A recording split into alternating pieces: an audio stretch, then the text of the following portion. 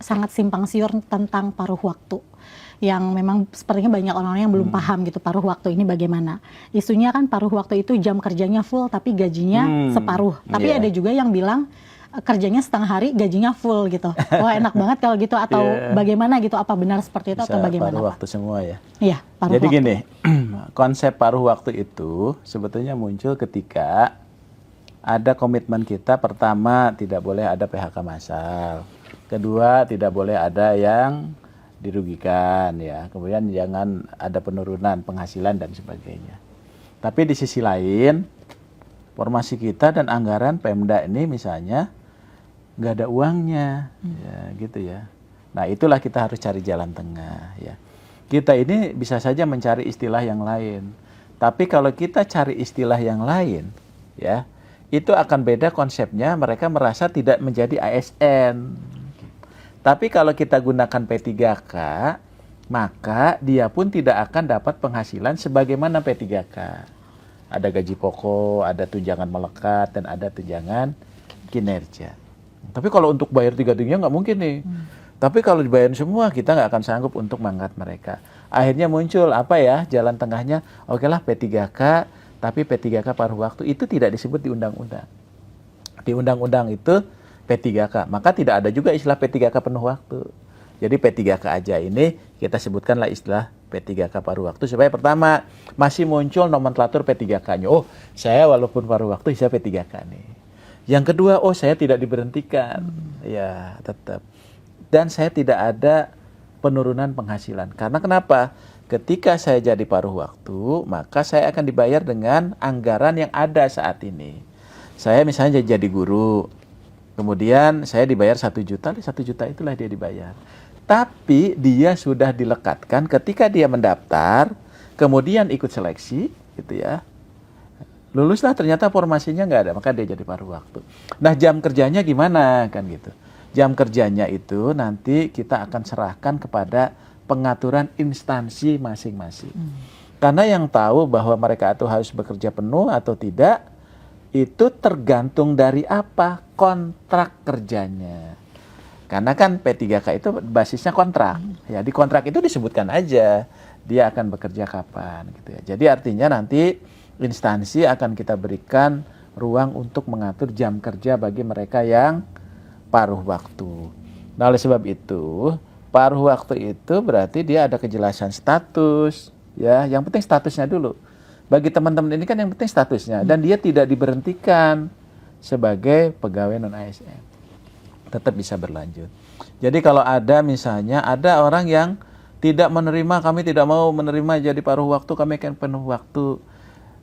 Kalau menurut saya kita kurang bijak untuk seperti itu. Karena kenapa? Ini pemerintah ini sudah memikirkan, ya, Menpan RB atas nama pemerintah termasuk BKN memikirkan itu supaya nggak berhenti, tapi di tengah-tengah keterbatasan anggaran, ya dan sebagainya, ini bisa ada kebijakan kita seperti ini.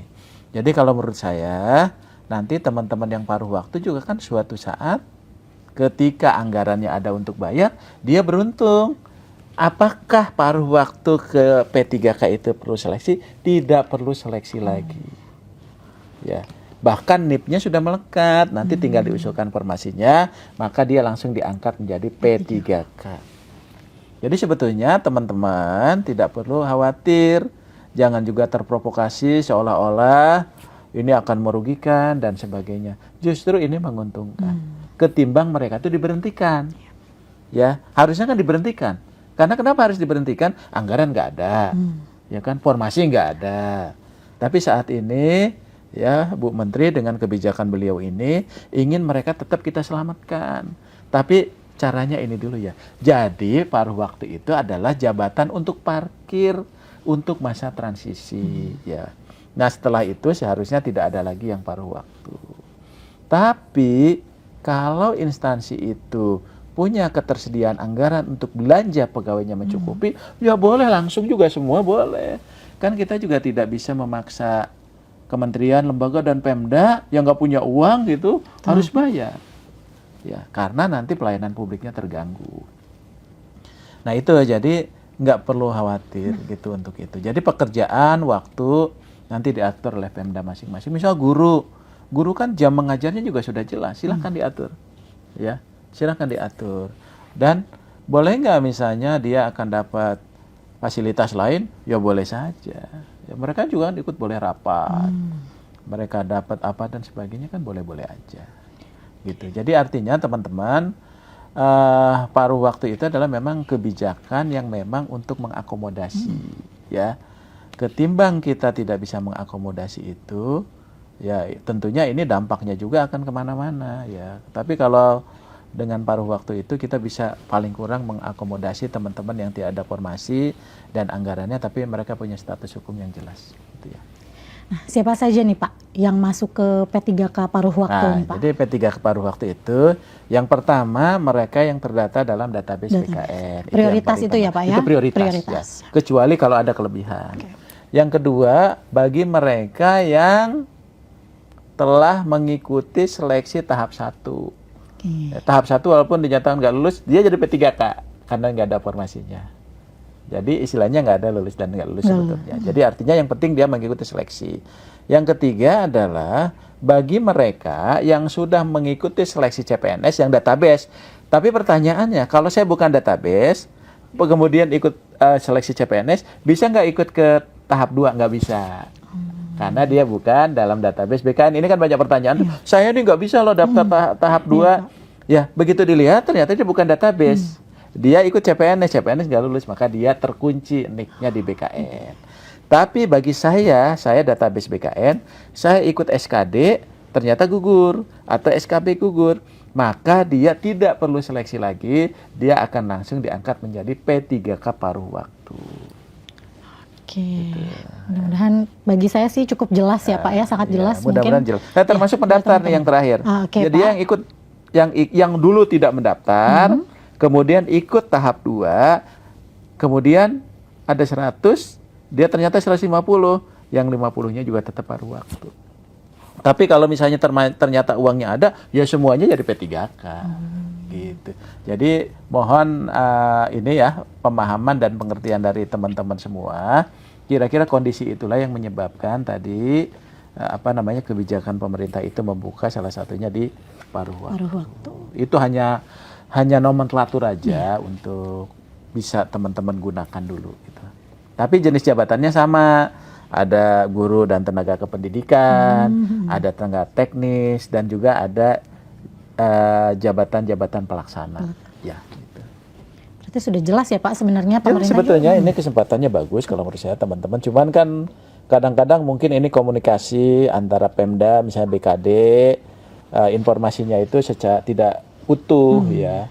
Nah sementara kita sudah melakukan rakor, sosialisasi ini yang luar biasa kepada seluruh PPK loh, dan pengelola kepegawaian. Gitu. Seharusnya bisa tersampaikan dengan baik ya Pak. Harusnya begitu. Ya mudah-mudahan lah, mudah-mudahan ini sampai 20 Januari 2025 ini teman-teman yang 1,6 itu bisa terangkut semua. Oke, ini ada pertanyaannya gini Pak. Dia sudah bekerja nih selama 2 tahun, tetapi dia tidak terdata dalam database. Itu tuh jadi dimaksud masa kerja minimal 2 tahun itu dihitungnya tuh dari kapan? Iya. Gitu? Jadi kalau sebetulnya yang prioritas itu selalu disampaikan Bu Menteri itu database BKN, karena itulah yang menjadi komitmen.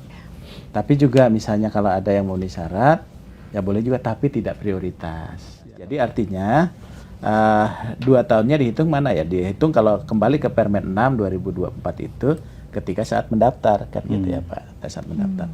Tapi ini sebetulnya saya melihat Pak Waka ya, yang dominan itu ya memang teman-teman database BKN gitu ya. Jadi mungkin tidak terlalu banyak gitu ya. Dan itu juga tidak melebihi data yang ada dalam database BKN. Betul. Bahkan masih kurang ya Pak, masih di bawah ya data Pak Waka tadi, masih di bawah itu. Jadi artinya ya memang dihitungnya kalau kita kembali ke Permen 6 itu pengalaman itu sampai dengan pada saat dia mendaftar. Dan harus dilakukan secara aktif dan terus-menerus. Tapi yang lebih penting saya ingin sampaikan Pak Yomo tadi, Pak Waka tadi, bahwa pertama hati-hati dengan modus-modus penipuan dalam bentuk apapun juga. Jadi jangan pernah percaya nanti mengatasnamakan, kan ini banyak juga mengatasnamakan Kemenpan, BKN ya. Terus yang kedua yang penting adalah kita kan sudah melewati masa pendaftaran. Ya, jadi tolong Panselda ya, itu juga betul-betul bijak ketika melakukan seleksi administrasi. Karena ini kan komitmen kita. Jadi jangan sampai ada salah dikit nanti di TMS kan gitu. Jadi nggak ada istilah itu. Karena prinsipnya dia mendaftar, dia ikut seleksi, mohon teman-teman di Pemda ini jaga dan bantuin ya teman-teman. Karena mereka sudah punya komitmen, apalagi sudah bekerja ya Pak ya. Khususnya bagi mereka yang sudah terdata dalam database BKN. Jadi betul-betul nanti teman-teman ini diberikan ruang karena inilah kesempatan besar bagi mereka untuk menjadi P3K atau P3K paruh waktu supaya tetap pelayanan publik kita bisa berjalan, kemudian juga status mereka itu menjadi jelas ya. Tapi tadi kita pun sama-sama baik teman-teman pegawai ASN, baik pemerintah menjaga ini sesuai ketentuan peraturan perundangan ya Pak ya. Jadi kalau kesempatannya ini sudah cukup luas lah bagi kita ya untuk memberikan ruang. Tapi ya tadi sampai 20 Januari itulah yang ada. Berarti kita akan stop di situ ya Pak ya. Stop di situ. Nggak akan ada perpanjangan lagi nih Pak. Mudah-mudahan. Karena ini saya kira juga ini kan terkait jadwal ya Pak ya. Jadi kalau kita perpanjang terus ini kita nggak akan selesai. Terus juga ini perlu kami sampaikan. Kemarin kami Pak Waka, kami runtut tuh. Ternyata banyak sekali sosialisasi, rapat koordinasi lebih dari 10 kali yang kita lakukan dengan Pemda. Terakhir kami dengan Pak Kepala BKN, dengan beliau juga, dengan Pak Waka, itu dengan seluruh kementerian lembaga, termasuk coaching klinik. Jadi kita ini udah sangat teknis, ada 4-5 kali coaching klinik Pak, dari mulai 2023 ke seluruh Pemda-Pemda, supaya dia mengoptimalkan tenaga non-ASN-nya. Jadi arahan Bu Menteri, coba ini disosialisasikan terus. Dan itu sudah kita lakukan. Dan terakhir, ketika ada Kepmenpan 15, 16, termasuk jadi surat Pak Mendagri dengan surat Bu Menpan, itu khusus tuh BKN, ya Pak Kepala, Pak Waka dengan timnya itu langsung bergerak. Termasuk juga Bu Menteri menyapa juga teman-teman dari Pemda itu supaya memotivasi, ayo lakukan tata kelola ini dengan baik dan memberikan kesempatan yang seluas-luasnya. Gitu. Jadi Silakan. tentu saya berpesan pertama kepada instansi ya. Mohon kami pemerintah pusat dalam hal ini Kementerian PAN-RB, Kementerian Dalam Negeri, BKN didukung upaya atau niat baik kita untuk mengakomodir mereka yang memenuhi syarat untuk bisa diangkat menjadi P3K maupun PNS ya. Karena luar biasa seleksi tahun 2024 dan 2025 ini hampir tidak berhenti. Tapi ini karena memang diniatkan dengan baik supaya kesempatan yang sama bagi warga negara itu tetap kita junjung tinggi untuk bisa menjadi aparatur sipil negara. Maka laksanakanlah ketentuan-ketentuan sebagaimana diatur di dalam regulasi. Dan kami mohon juga para tenaga non-ASN ya, tentunya ikuti terus informasi-informasi yang resmi dari Kementerian PAN-RB, kemudian dari BKN. Pokoknya jangan mau diiming-imingi ya, yang itu justru malah merugikan mereka-mereka sendiri. Banyak korban yang karena dia ingin cepat bisa diangkat, segala cara dilakukan, mengeluarkan biaya dan sebagainya, itu menjadi tidak bagus. Kalau ada pertanyaan, ada informasi yang ingin diperoleh, silahkan, kita sudah membuka informasi melalui medsos di Kemenpan maupun di BKN ya. Jadi jangan takut untuk nanya, kami akan berikan informasi dengan sejelas-jelasnya. Itu Mbak Dewi. Iya, terima kasih Pak. Jadi memang kita juga nggak boleh abai ya Pak ya, apalagi maksudnya saat-saat seperti ini memang kita harus terus mengikuti informasi-informasi yang harus resmi ya Pak ya, harus resmi, jangan mudah percaya juga tadi ya Pak ya. Apabila ada yang mengiming-imingi, oh ini pokoknya pantau terus situs-situs resminya Kemenpan RB dan BKN ya Pak ya. Pertanyaan terakhir Pak, selain tadi kita memang jangan mudah percaya dengan yang diiming-imingi itu ya Pak, mungkin ya janji-janji palsu itu Pak, mungkin pesan Bapak ini untuk instansi pemerintah terkait penataan pegawai non-ASN. Mungkin Pak Yono dulu, silakan Pak. Terima kasih Mbak Dewi. Jadi sekali lagi saya ingatkan kepada teman-teman di instansi pemerintah maupun pusat, terutama BPK ya, kita membangun komitmen bersama dalam satu framework yang sama. Mari kita selesaikan penataan tenaga non-ASN ini secepat-cepatnya, sebaik-baiknya, ya seobjektif-objektifnya, sehingga kesempatan mereka untuk menjadi aparatur sipil negara itu segera terwujud. Ini menjadi tanggung jawab moral kita bersama, itu Mbak Dewi. Mungkin dari Iya. Pak Alea sekarang? Ya, jadi mungkin prinsip dasarnya bahwa yuk kita jalankan mandat undang-undang. Ya, undang-undang itu memandatkan bahwa kita selesaikan. Basis dari penyelesaian itu adalah database BKN. Supaya kita ada landasan pedoman untuk melakukan itu. Dan kita tidak melebihi dari 1,7. Nah, oleh sebab itu, ini kan sudah optimal sampai 20 Januari 2025 ya.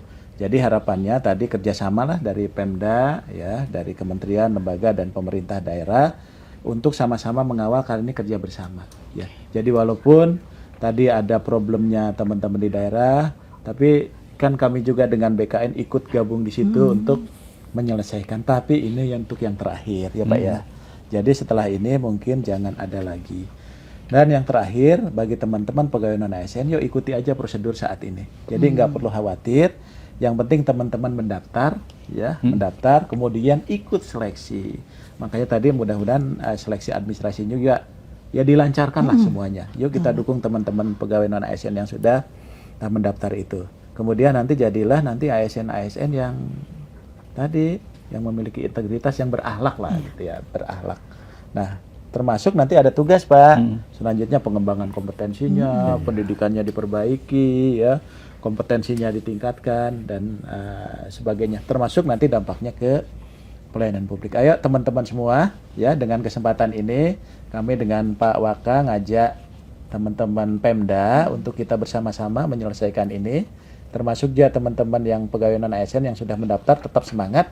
Sekali lagi terima kasih Oke, atas sama-sama. waktunya Pak Yomo, juga terima Sama-sama, kasih. Mbak Dewi. Semoga jawaban-jawaban yang disampaikan oleh Pak Aba dan Pak Yomo ini dapat disimak dan didengarkan dengan baik-baik ya, dan mudah-mudahan semua pertanyaan ini dapat terjawab dengan semestinya gitu. Sekali lagi terima kasih Ya, Bapak, terima sama-sama. kasih sudah meluangkan Ya. waktunya.